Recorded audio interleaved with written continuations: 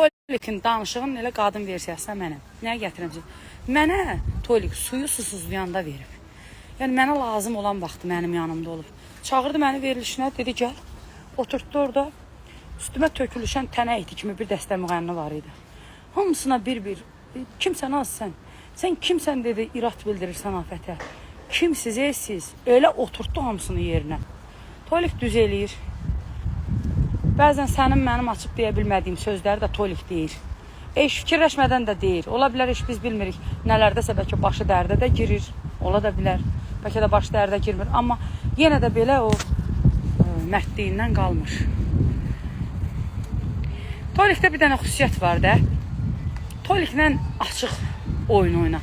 Xoşun gəlmir, düzünə denə. Denə səndən xoşum gəlmir, amma zəhləm də getmir.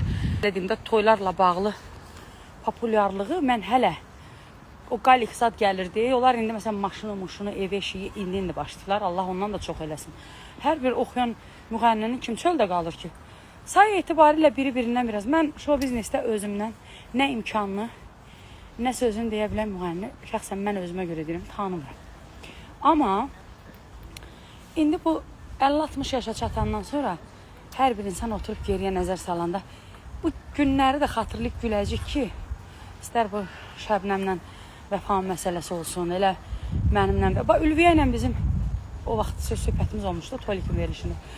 Bugünkü gün görürsünüz, münasibətimiz də normaldır. Çünki atalar deyir, dalaşan deyirlər, dalaş barışmağa üzün olsun. Xəbər şu Aysel. Tutaq ki, Aysel mənə bir səsə deyilsin, mən də ona yürüm, qaçım, gedim Ayseli şikayət edeyim. Mən elə iş verənliyi eləyə bilmərəm, həyatı boyu. Onu özümə o adı götürmərəm. Biz qocalıb çıxıb gedəcəyik, o ad o cür adamların üstündə qalacaq. Kim kimlə qaçır, söz demək mümkün deyil. Özüm üçün ad da çəkmədən danışıram dostlar.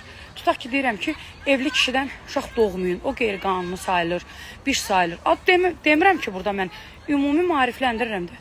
Qaçıb yürüb gedib şikayət eləyirlər. Boş-boş məhkəmələrin vaxtını alırlar. Ay balam, bir gör, sən indi söhbəti öz üzərinə mən nə varım ki, sən söhbəti öz üzərinə götürəcəksən. Afət bunları boş ver, səndən alırsınız. Görək indi qədər, mən ümumiyyətlə Aysel xanım, heç vaxtı evdə ya məndən ya da mən övladımdan soruşmamışıq ki, şəxsi bu şeyi, məsələn bizim ailədə elə söhbət olanmaz ki, sən bunu... Amma bu ki, mənə belə kütləvi suallar verilirdi. O sualları verəndə mən də elə oğlum gəlmişdilər Bakıya, onları görməyə gedəndə elə dedim ki, bəs ay bala, haçan nən oluram, mən haçan qocaldırsınız. Dedim, amma biz düşünürük ki, bir il hələ dünya səyahətində. Onlar evlənəndən sonra Avropanı qarış-qarış gəziblər. Dedim, yox, öyle şey yoxdur. Axır nəysə, qonu-qonşu hamını öyrətdim. Kim bunları qonaq çağırır, deyirlər ki, arzu eləyirik sizi gələn səfər 3 nəfər görək. Yəni, papa, mama, övlad.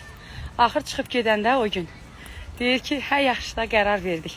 İndilərdə qərar veriblər ki, uşaq istəyirik. Onlar biraz bilirsiniz necədirlər? Bu, bizdə 80%, 70% necədir? Bugün toy olur, 10 gün keçməmişdir, bir şey var, belə. Onlar biraz Avropa düşüncəsi ilə, orada oxuyub böyümüş uşaqlardır. Düşüncə başqadır onlarda. Onlar, məsələn, evlənirlər, dünya səyahətinə çıxırlar. Gedirlər, özə getdikləri yerlər haradır? Filan yerdə muzey, filan yerdə filan kitabxana, filan yerdə filan qəsr. Hər yeri belə özləri üçün bu gəncliklərini yaşayırlar. Yaşları da nədir? 26 yaşdır da indi. Belə. Amma ki, yoxdur, anladım, dedim, mən nə olmaq istəyirəm. Hətta saxlamağa qorxursunuzsa da verin, mən baxacam. Əslində yalandan deyirəm, mən nəyə baxıram. Amma ki, özüm elə deyirəm. Miyanka tutarıq da.